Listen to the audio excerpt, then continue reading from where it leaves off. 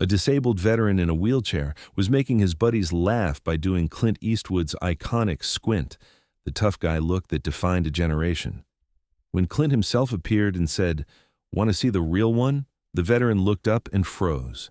Because 30 years ago, this man had saved Clint Eastwood's life. It was April 14th, 2018, a Saturday morning at Devendorf Park in Carmel, California. A group of 7 veterans, all in their 50s and 60s, had gathered for their weekly meetup.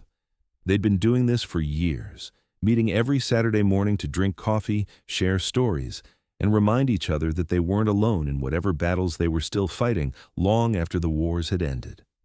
In the center of the group sat Miguel Martinez in his wheelchair.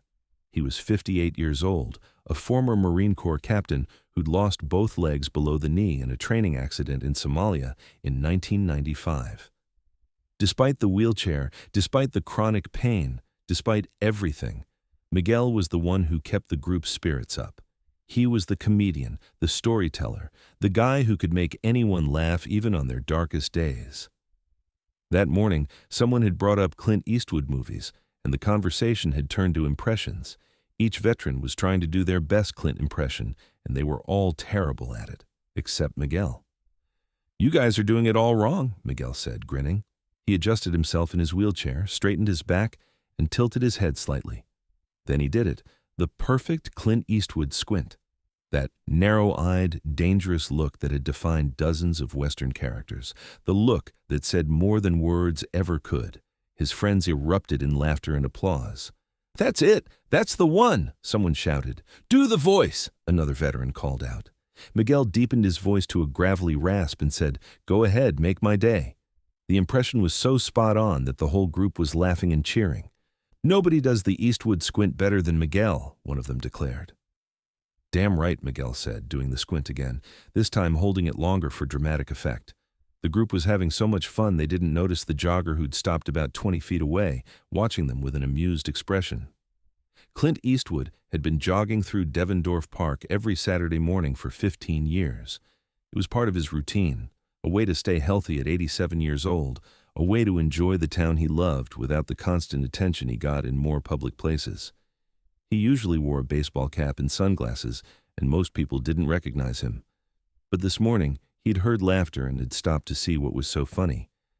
When he saw the group of veterans and heard someone doing an impression of him, he couldn't help but smile. Then he heard the voice, the impression, and something about it was remarkably accurate. Clint walked toward the group slowly. They were so caught up in their fun that nobody noticed him approaching.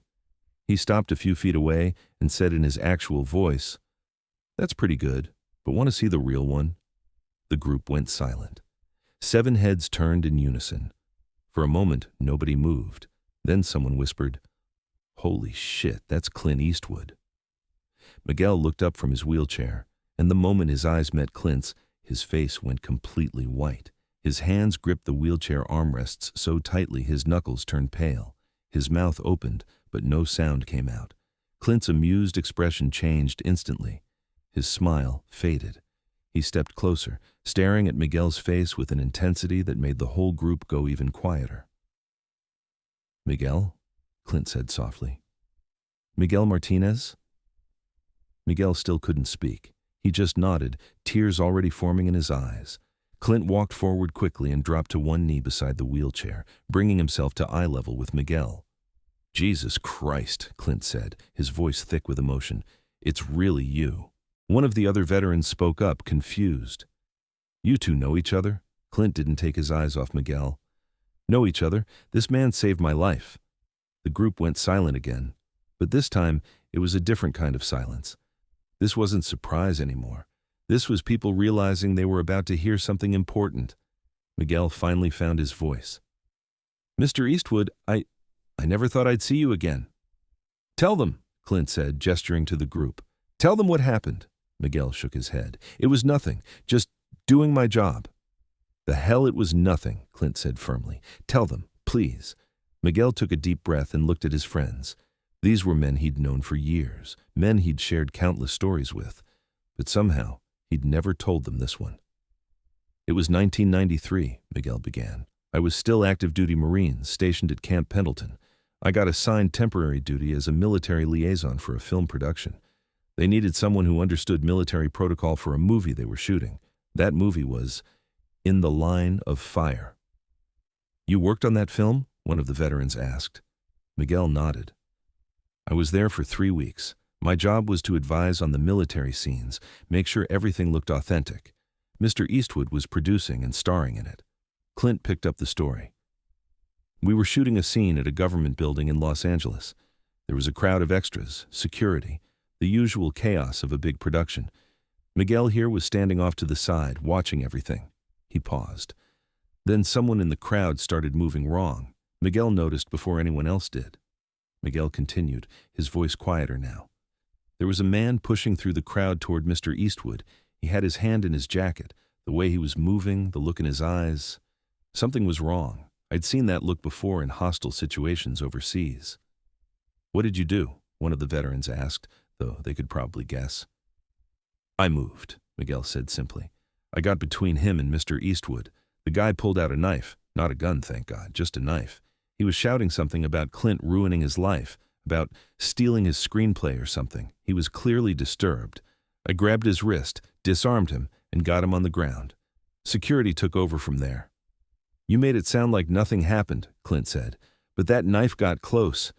If you'd been 1 second slower, he didn't finish the sentence. The police said the guy had a whole plan. He'd been following my schedule for weeks. If he'd gotten to me, there's no telling what would have happened. You got cut, one of Miguel's friends said, noticing how Clint kept looking at Miguel's arms. Superficial, Miguel said. Required a few stitches, that's all. He got cut protecting me, Clint corrected.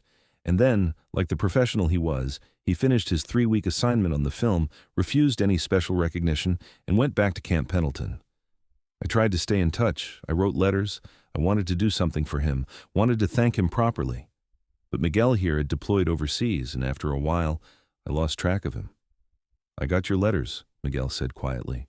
All of them. I kept them. They meant everything to me. But I kept deploying. Somalia, Bosnia, Iraq. And then, he gestured to his wheelchair. Training accident in Somalia in 1995. I took early retirement, moved around a lot, dealt with my own stuff. I never reached out because I didn't want you to feel obligated to someone who was broken. Broken? Clint's voice had steel in it now. You lost your leg serving this country after you already saved my life. There's nothing broken about you, Captain Martinez. The title, Captain, hit the group. Miguel had never mentioned his rank much. He'd always downplayed his service. I thought about you over the years, Clint continued, wondered what happened to you, hoped you were okay. And here you are, in my town, 25 years later, doing impressions of me in a park. He laughed, but there were tears in his eyes, and doing them better than I could do them myself. The group laughed, breaking the tension slightly. Mr. Eastwood, it's Clint, just Clint. Clint, Miguel said, you don't owe me anything. I was just doing what any Marine would do. You protect people. That's the job. And what about now? Clint asked. Who's protecting you? Who's making sure you're okay? Miguel gestured to his group of friends. These guys. We take care of each other. Clint looked at the group, really looked at them. 7 veterans, different ages, different wars, different struggles, all of them showing up every Saturday to make sure nobody faced their battles alone. How many of you live here in Carmel? Clint asked. 3 hands went up. The others lived in nearby towns, Monterey, Salinas, Seaside. And you all meet here every week? Rain or shine, one of them confirmed. Been doing it for 6 years now. Clint stood up slowly, his mind clearly working. Then he looked down at Miguel and said, I want to do something for you. For all of you. Will you let me? Clint, you don't have to. I know I don't have to, Clint interrupted. I want to. You saved my life 25 years ago, and I never got to properly thank you, so I'm asking now. Will you let me? Miguel looked at his friends, then back at Clint. Finally, he nodded. Okay. Okay, Clint repeated. He pulled out his phone. Give me 5 minutes. What happened in the next 5 minutes became the beginning of something bigger than anyone in that park could have imagined. Clint made 3 phone calls right there. The first was to his assistant, arranging for a car to take the group anywhere they wanted to go. The second was to a restaurant he partly owned in Carmel, reserving their best private room for lunch for all 7 veterans on the house, Plus, Clint himself would join them. The third call was longer, more detailed, and the veterans couldn't quite hear what he was saying. "All right," Clint said, putting his phone away.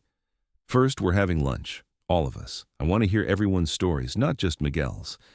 Second, I'm setting up a fund specifically for this group.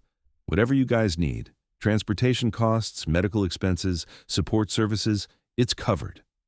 "Clint, that's too much," someone started. "It's not enough," Clint said firmly, "but it's a start. Third, and this is the part Miguel's not going to like, I'm telling this story, your story, not for publicity, not for me, but because people need to know that veterans save lives every day, on the battlefield and off it, and then they come home and still protect each other. That story needs to be told." Miguel was crying now, not trying to hide it anymore. "I just did my job." "No," Clint said, kneeling beside the wheelchair again. "You did more than your job. You put yourself between a threat and another human being without hesitation. You've spent 25 years dealing with pain and challenges I can't imagine. And you still show up every Saturday to make your brothers laugh with Eastwood impressions." He smiled. "That's not just doing your job. That's being a hero every single day." The group spent the next 4 hours together. They had lunch at Clint's restaurant, where he sat with them and listened to their stories. He learned about their struggles with PTSD, with physical injuries, with the difficulty of transitioning back to civilian life. He learned about the suicide attempts some of them had survived, about the marriages that had fallen apart, about the jobs they couldn't keep. But he also learned about the strength they found in each other, about the Saturday mornings that kept them alive, about the phone calls at 2 a.m. when someone was having a bad night, about the way they'd built a family out of shared pain and mutual respect. True to his word, Clint established a fund specifically for Miguel's veteran group. But he didn't stop there. He started attending their Saturday morning meetups when he could, usually every few weeks. He brought other people into their circle, therapists who worked for free, job counselors, advocates who could help navigate VA benefits. The story of Clint's reunion with Miguel went viral within days. Multiple people in the park that morning had recorded parts of their conversation, and the videos showed something raw and real that people couldn't ignore. The image of Clint Eastwood kneeling beside Miguel's wheelchair, both men crying, became one of the most shared images of 2018. But more importantly, the story sparked a national conversation about veteran support networks. Hundreds of similar groups started forming across the country, inspired by Miguel's Saturday morning crew. The phrase "Saturday Warriors" became a movement, veterans meeting regularly to support each other, to laugh together, to survive together. In 2020, Miguel was invited to speak at a veterans advocacy conference in Washington, D.C. Clint accompanied him, sitting in the front row, as Miguel told their story to an audience of policymakers and advocates. At the end of his speech, Miguel did the Eastwood squint one more time, and the entire conference center erupted in applause. "That squint," Miguel said into the microphone, "used to represent a tough guy who didn't need anyone. But I learned something from the real Clint Eastwood. True toughness isn't about not needing people. It's about showing up for each other. It's about being willing to kneel down beside someone's wheelchair and say, 'I see you. I remember you. I'm here for you.'" Today, Miguel still leads his Saturday morning group in Devendorf Park. The group has grown from 7 to 23 members. Clint still shows up when he can, and when he does, Miguel still does the impression. Every single time. It's become their ritual, their way of acknowledging the strange and beautiful way their lives intersected. The fund Clint established has helped over 200 veterans in the Monterey Bay Area with medical expenses, housing assistance, and transition support. But ask any of them what matters most, and they'll tell you it's not the money. It's knowing that someone sees them. Someone remembers. Someone shows up. Because that's what Miguel taught Clint 25 years ago when he stepped between a knife and a stranger. We protect each other. And that's what Clint taught Miguel when he knelt beside his wheelchair in a park. We don't leave each other behind. And sometimes, the most powerful thing a hero can do is recognize another hero and make sure the world doesn't forget them. If this story of recognition, gratitude, and the bonds that transcend time moved you, make sure to subscribe and hit that like button. Share this with a veteran or someone who needs to know their service matters. Have you ever reconnected with someone who changed your life? Tell us about it in the comments, and don't forget to ring that notification bell for more incredible true stories about the connections that define us.